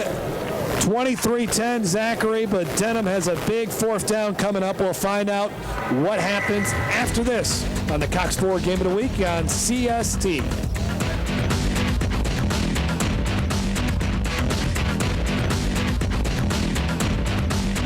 Down and 8 for Denham Springs, down by 13 as they have the football at the Zachary 23-yard line. They'll line up in a shotgun formation here. Torres Kitchen, the sophomore quarterback, needs to make a play. Zachary showing blitz, and here they come. Kitchen will just throw it at the last second. The pass is caught. Does he have enough for the 1st down, or are they saying is that an incomplete? It looks like it's an incomplete pass. He didn't have enough for the 1st down. That's right. Even if it was complete, I really think he was short of the sticks there, and tried to get Kitchen on the rollout, something on the move, and just not a deep enough route. Didn't even make it to the sticks. Here you go. You get a good look at the play here. I like giving the option to Kitchen if he wanted to run it. Yeah, he was just kind of juggling it there, and the receiver Nolan Satcher just couldn't come up with the football, and he would have been shy of the 1st down marker. So now Zachary will try to get a drive going here and put this game, at least run some clock if they can't score. And they'll give it to Forest Town, and Forest Town's got a 1st down. All the way up to about the 37-yard line, tackled by Wes Brown. And a big 1st down for the Broncos. Yeah, here you go. Another good look at Forest Town zone read. Good snap this time, and plenty of room for Forest Town to work. I mean, nobody really gets a hand on him until he gets into the secondary. And, I would bet that Zachary may not put this ball up in the air on this drive. Less than 9 minutes to go. Zachary excelling on the football field. They're also excelling in the classroom as well, as they've recently found out is keeping the football here is Lindsey Scott, and he gets brought down right at the line of scrimmage. Garrett Osborne there defensively. Well, let's find out more about the great academics here at Zachary. Blair Bainey with Wes Watts, the president. Thank you. Caught on the near side by Kentrell Fisher, and once again want to thank Wes Watts, the principal for Zachary High School. And Denham Springs defense comes up with a nice defensive series there. Zachary got the 1st down on Forest Town, but they've been blitzing a lot in the second half, Jason, with Osborne, Tanner Kluad, and it's paying off for them. And they've been, so far, Zachary really hasn't done anything in the second half offensively as they try to hold on for this win. Yeah, no, I mean, they've been taking some risk on defense. They've been getting Zachary off the field. Again, the only part of the equation that's not working for them is getting something going on offense. They've only got 3 points to show for it, and they've actually had good field position this half. Another low snap, and the punt was barely got it off, was Thomas McHugh. Good field position for Zachary once again, but they got to score quickly. They're down by 13. With 6:16 left to go on the Cox 4 Game of the Week on CST.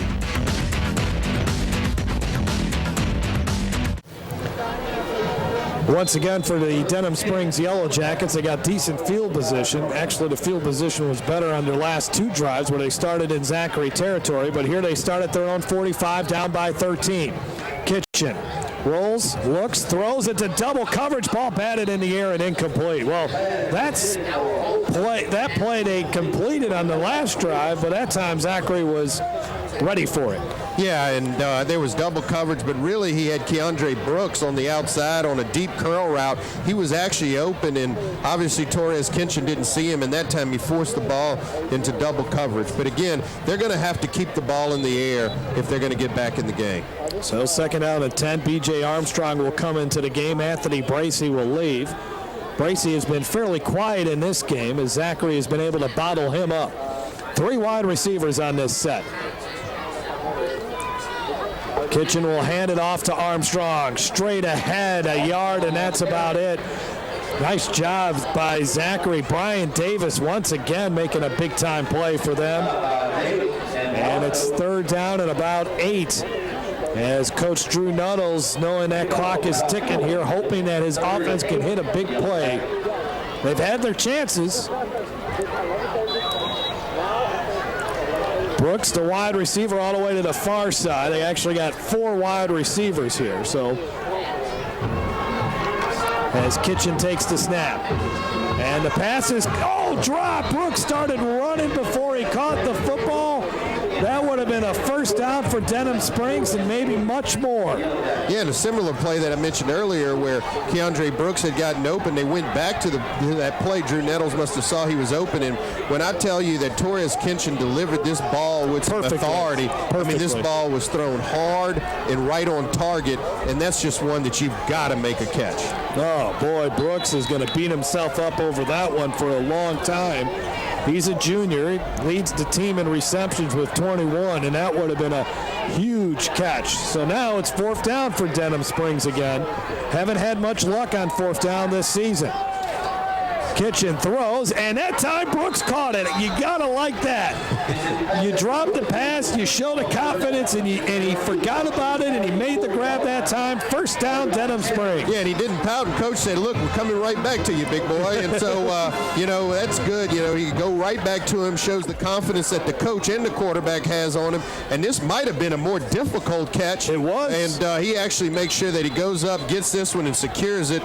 And that's what they want to see out of Keandre Brooks. Now here's Armstrong, and Armstrong wrapped up right at the line of scrimmage by Avery Neal. Only a pickup of 2 as we approach the 5-minute mark in this one. I mean, Denham is just not good enough where they can just go to the air consistently. Trying to get, and Armstrong's a guy that is quick enough that maybe he can bust off a long run for you. Yeah, and really they're going to have to start going to a no huddle here soon. I mean, they need 2 possessions. We're coming in on the 4-minute mark of this ball game, so they've got to score, get the ball back, and score again. And so they've got to be a little bit more in the hurry up here. 2nd down and 8.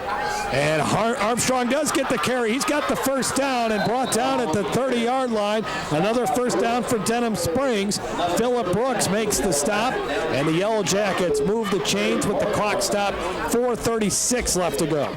Well, here you go. You get to see him on the zone read again. A quick hitter to B.J. Armstrong. Good hole, good run. But now they got to hurry up, get the ball going here. Ball deflected at the line of scrimmage. Good job by Taiwan Bearden, who was putting some pressure on Kitchen. Got his hands up, deflected the pass, 2nd down. Yeah, but that play doesn't hurt you much because it didn't take any time off the clock. Here you go, ball deflected. As soon as it's incomplete, the clock stops. You get some time to get your next play called, and let's see if you can put together a few more good plays to get the ball in the end zone. Trips to the near side. Armstrong, the running back, to the right of Kitchen. And Armstrong gets it, and he is brought down for a loss. Zachary's defense, they've been strong throughout. Payne Rashado, who's been in on a bunch of tackles, brings down Armstrong after a loss of 2. Yeah, and I mean, I know they have confidence in their running game, and, that's their bread and butter. But, if it's not there, you got to go to the air. There's only a little bit of time left in this game, and, that's where Coach Nettles needs to be focused right now. And that's where they're going to go right now. 3rd down, plenty of time for Kitchen. No one's open, though.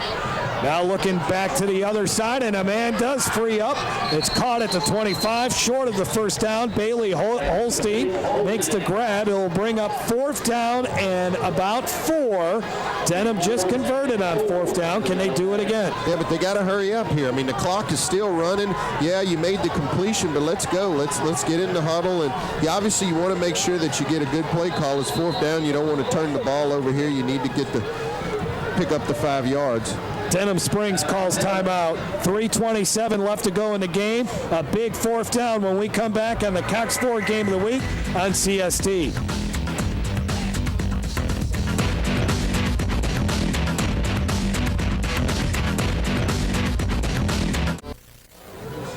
Coach Drew Nettles hoping for a big offensive play here on 4th down and 4.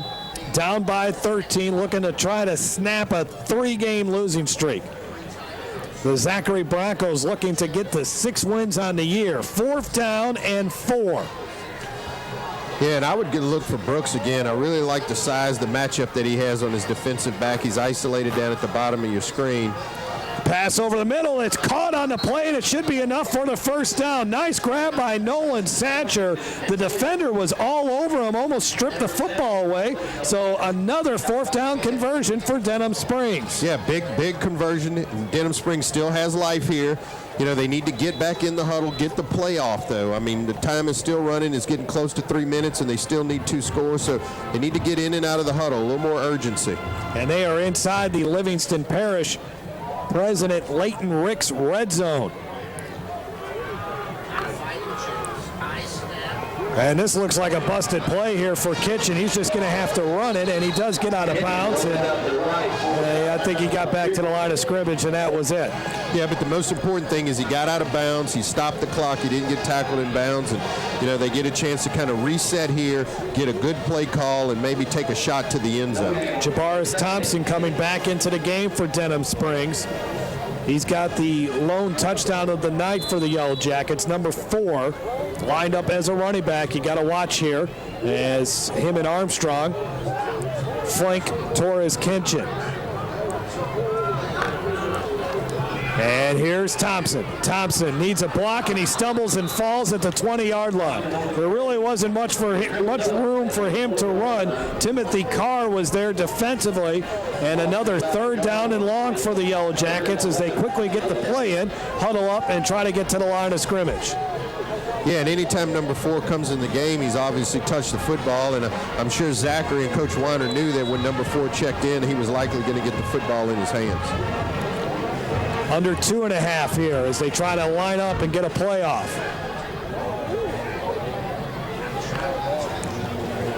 Looks like, and it's dropped by Satcher, and Satcher, does he get back on it? I think there was going to be a double pass on that play.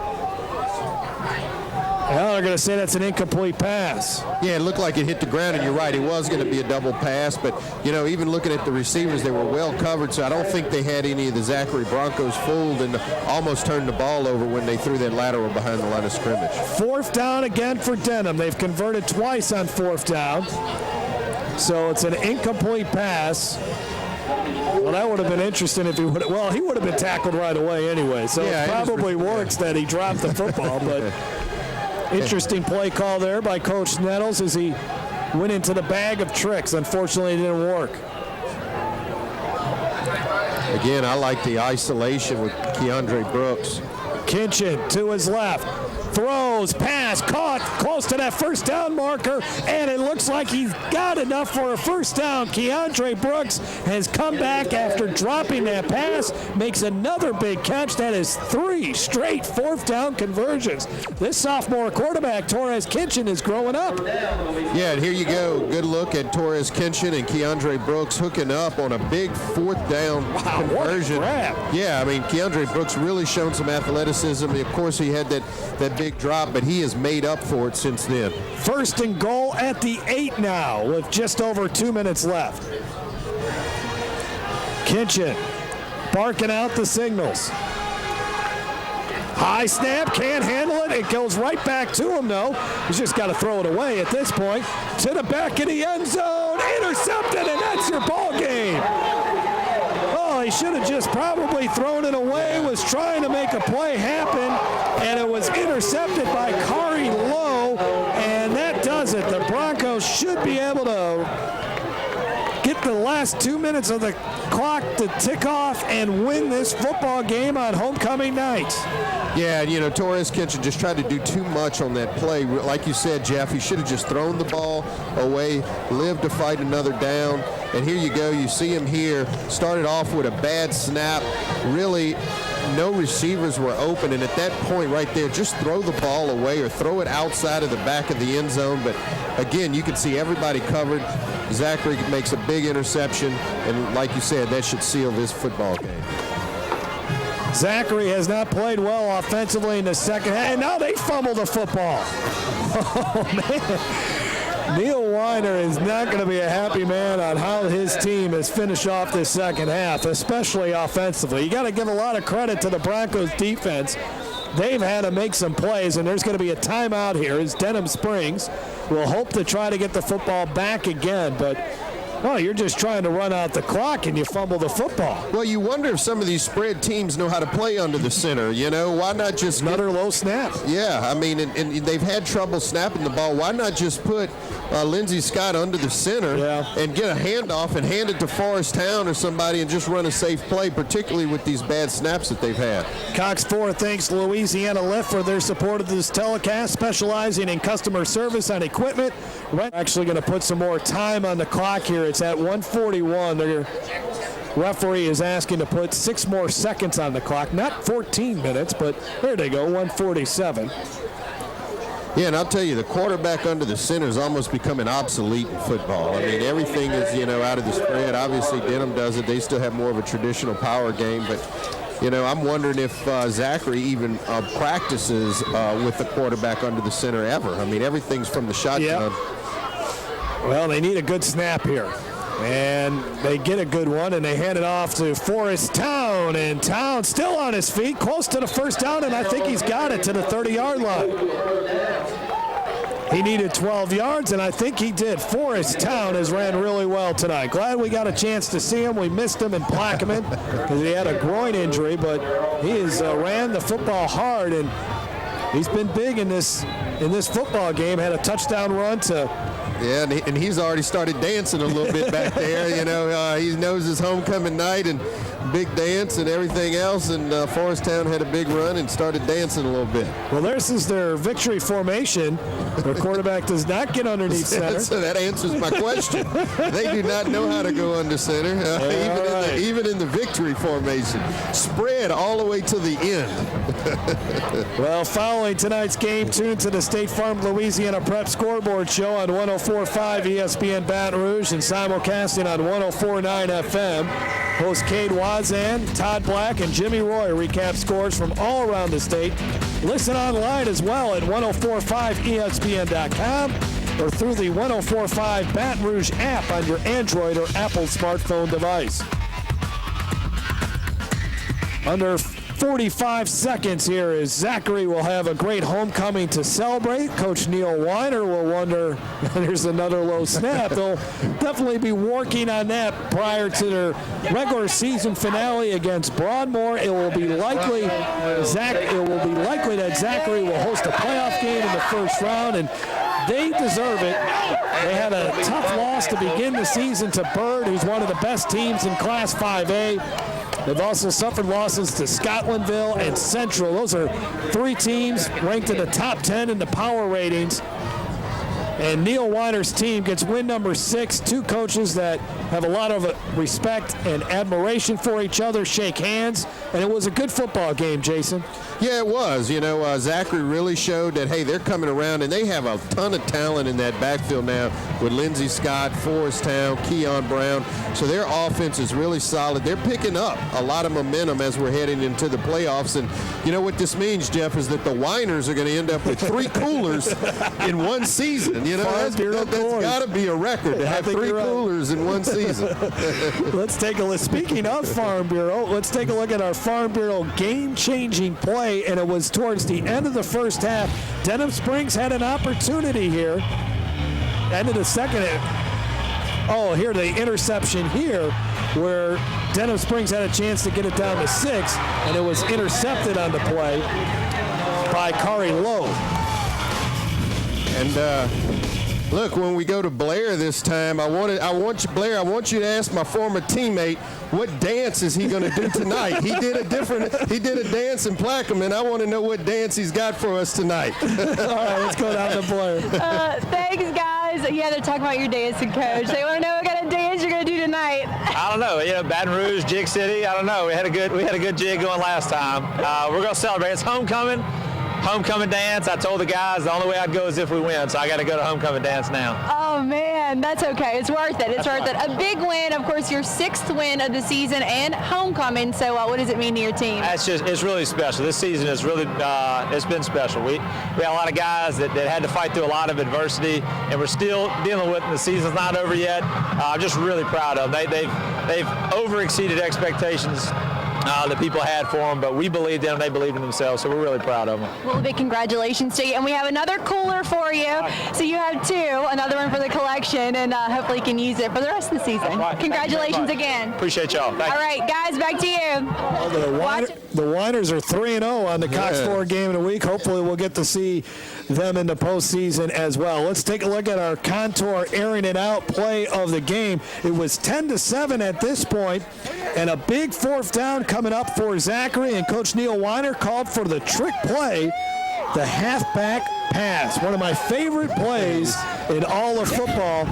And Keon Brown, a former quarterback for Zachary, does the honors finding DQ Henry, who caught his 2nd touchdown pass of the night on this play. And you can see why it's one of your favorite plays, because when it's run well, it's very effective, and they think Keon Brown's going to take off with the football, but no, he pulls up, stops, and pops, throws it wide open, DQ Henry, and a big play there for Zachary. So a nice homecoming win as the Zachary Broncos improve to 6-3. For Denham Springs, they fall to 3-6. They got to win next week against Walker in order to get into the Class 5A playoffs. That will do it for our broadcast tonight. We would like to thank our producer, Jacob Doyle, our director, Walter Volpatti. We would also like to thank the great people at Cox 4, led by Jason Ferret, Eric Coleman, Jim Hogg, and Marlo Layson. Don't forget, more football coming up on Cox 4, the Raging Cajuns Network, as we'll see Louisiana take on New Mexico State for homecoming as the Cajuns go after their 6th straight win of the season. Next week on the Baton Rouge Cox 4 game of the week, we'll have the Capital Lions taking on the Episcopal Knights in a District 6 2A matchup. And our CST game of the week next week will feature 2 of the best teams in 4A, as undefeated and 3rd-ranked St. Thomas More visits 11th-ranked Breaux Bridge. Our final score once again, Zachary 23, Denham Springs 10. So for Blair Bainey, Jason DeQuire, I'm Jeff Palermo. Have a great weekend, and thanks for watching the Cox 4 Game of the Week.